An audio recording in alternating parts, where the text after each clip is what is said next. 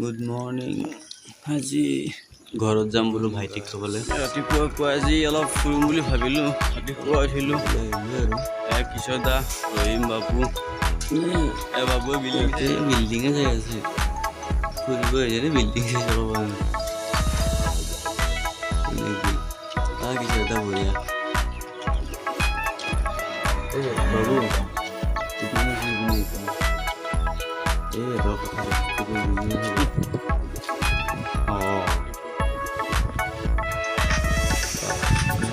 সকলোৱে উঠিব, ৰাতিপুৱা উঠি ফুৰিব লাগে। এনেকৈ ওচৰতে ফুটি আছে বোলে, তাকে চাব আহিলে কিছুটা লৈ আহিলে আমাক। আৰু ফুৰি ৰাতিপুৱাই অলপ এক্সাৰচাইজ কৰিলোঁ। ৰহিম বাবু পুৰা একদম লাগি ৰাতিপুৱা আহি কেনে লাগিছে বাবু আজি? হা ৰাতিপুৱা এই হাৱাটো কেনে পিছত দা ৰহিম ভাল লাগিল না? ৰাতিপুৱা সদায় গাইছে ৰাতিপুৱা ফুৰিব লাগে। ৰাতিপুৱা ফুৰি ৰাতিপুৱা উঠি টোপনিৰ পৰা উঠি আহি খাওঁ গাইছ। এই সৰুতে যে আমি কিবা এটা পালি চুইটলে ফুৰাওঁ ৰাস্তাই ৰাস্তাই মনত কৰিছোঁ বোলে। নদীৰ পাৰে পাৰে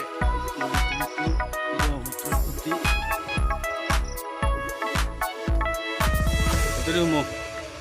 এইটো দিনকে সোমাই আমি এইটো আগেদি ওলাম।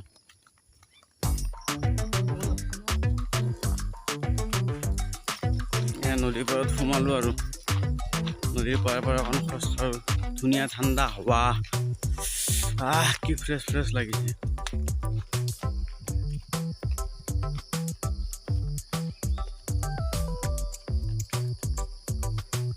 নদীৰ পাৰত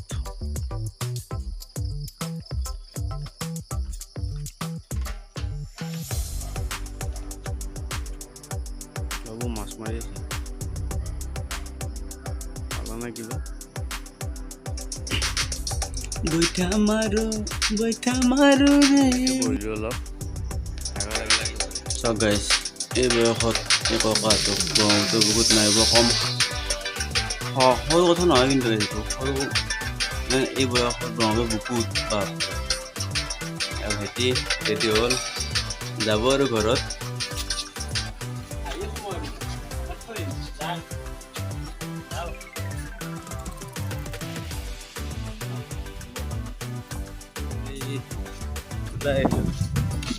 ঘৰত যোৱা মানে যাওঁ আৰু ঘৰৰ পৰা আগৰ পৰা বহুত দিন হ'ল ইয়াত যোৱা নাই। টিকলিটোলৈ মনত পৰি আছে আৰু কি ঘৰত যাব ইয়াত। গাইছ আমি জালুকবাৰীলৈ এতিয়া বৰ্তমান গাড়ী বহিলোঁ।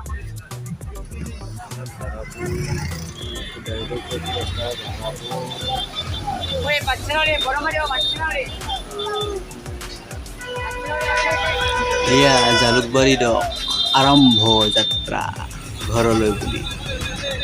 এয়া জালুকবাৰীৰ পৰা আহি শৰাইঘাট ব্ৰিজ পামে ব্ৰিজত উঠিলোঁ। বেছি নাই আৰু ধৰক পামেই আৰু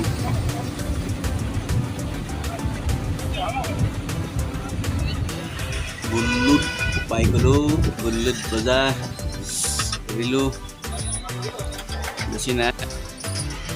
লাভ নলবাৰী সোমাই গ'লোঁ। Nalbari district, home district love Nalbari. I love বেছি নহয় 15 কিলোমিটাৰ এখন থানা এইফালে ভাড়াটো দিব আছোঁ। গাড়ী কেইটকা পালে ভাড়াটো দি ঘৰ পালোঁ। ঘৰৰ কাৰণ এইটোৱে গাইছ।